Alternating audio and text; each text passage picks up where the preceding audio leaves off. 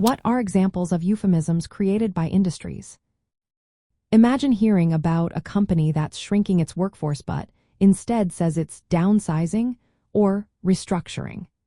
These are classic examples of how industries use words to soften tough truths. Euphemisms are words or phrases that make uncomfortable or harsh realities sound more acceptable. Different industries develop these words to make situations seem less negative or more appealing. In the business world, when companies lay off employees, they often say they are making staff redundant or reducing headcount. These phrases sound less harsh than saying someone was fired.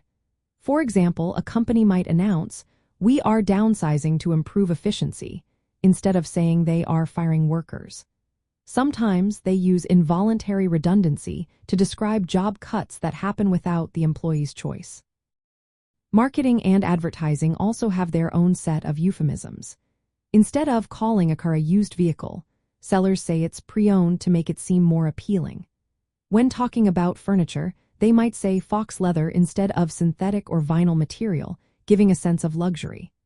Alcoholic drinks are often called adult beverages to sound more refined, and toilet paper becomes bathroom tissue to sound more elegant. These words help make everyday products seem more desirable or less ordinary. In healthcare, euphemisms are used to talk about sensitive topics.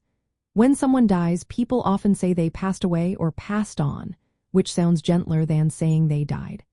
For animals, veterinarians might say they put to sleep instead of euthanized to lessen the emotional impact. When discussing body types, words like heavyset or plus size are used instead of fat, which can be seen as more polite or respectful.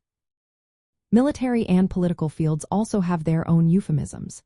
Instead of saying someone was killed, the phrase neutralized is used, which sounds less violent. Collateral damage is a common term for unintended civilian casualties during military actions. When interrogating prisoners, phrases like innovative interrogation techniques are used to hide the use of torture. These words are meant to make difficult or controversial actions sound more acceptable. In everyday life, euphemisms help us avoid uncomfortable words.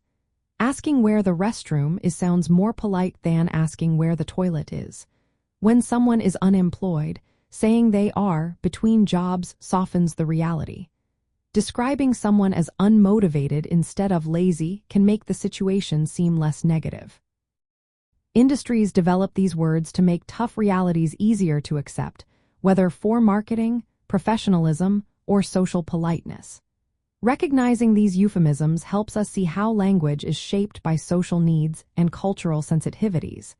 They are tools to communicate more smoothly, even when discussing less pleasant truths.